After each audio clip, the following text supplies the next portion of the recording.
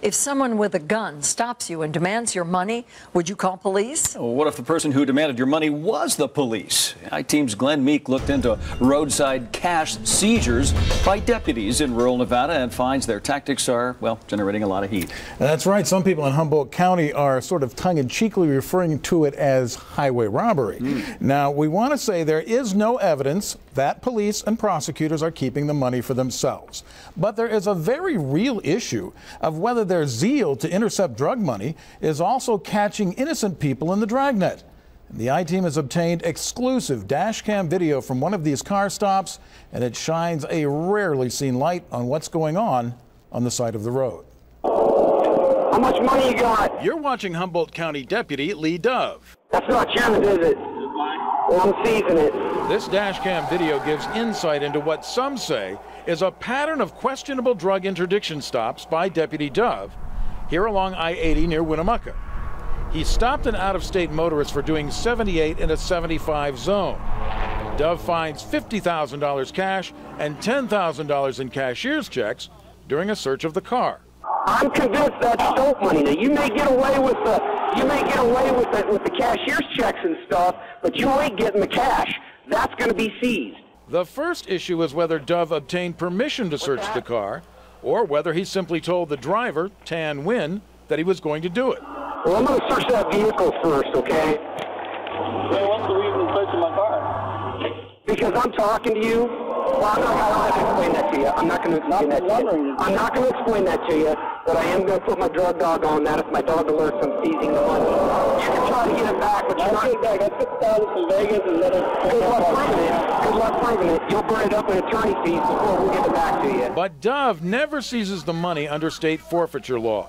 He offers Nguyen a deal. Abandon the cash, and you can leave with the traveler's checks. Otherwise, Dove will confiscate the cash anyway and tow the car because Nguyen's name isn't on the rental agreement. It's your call. If you want to walk away, you can take the cashier's check, the car, and everything in it, and you can bolt. And you'll be on your way. But you're going to be walking away from this money and abandoning it.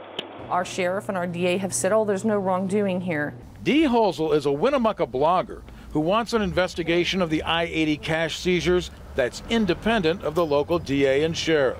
And what they said initially was, well, these are civil forfeiture programs. These kind of things happen everywhere. There's nothing unusual about Humboldt County, but that turned out not to be true. When you have people by the side of the road and you're having them abandon their money so they'll be allowed to get in their car and drive away, they don't do that everywhere. I don't have all day to sit here debating it. You need to give me a decision what you want to do. Critics believe deputies have been avoiding court oversight by leaning on drivers to abandon their cash rather than seizing it, and giving warnings rather than tickets. If they're given a ticket, then they got to show up in court and say, hey, wait a minute, I wasn't speeding. And besides that, this guy took my dough. Deputy Dove, my name's Glenn Meek. I'm with Channel 8. I caught up with Deputy Dove at a canine training event in Winnemucca, but Dove declined a TV interview. The sheriff's office released a photo of Dove with Nguyen's money following the traffic stop, saying the money would be used to help fight crime. But the money was eventually returned to Nguyen, along with $10,000 in attorney's fees, after Nguyen sued the department.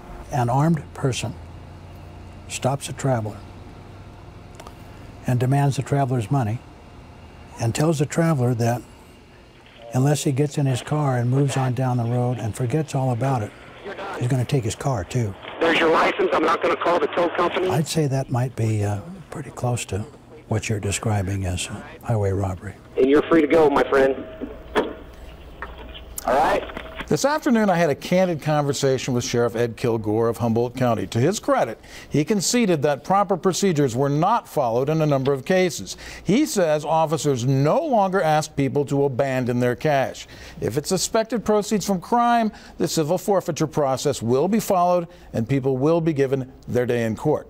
He does put some of the blame on the DA's office up there, though, for not making sure that his cases that his office sent them were properly reviewed and processed.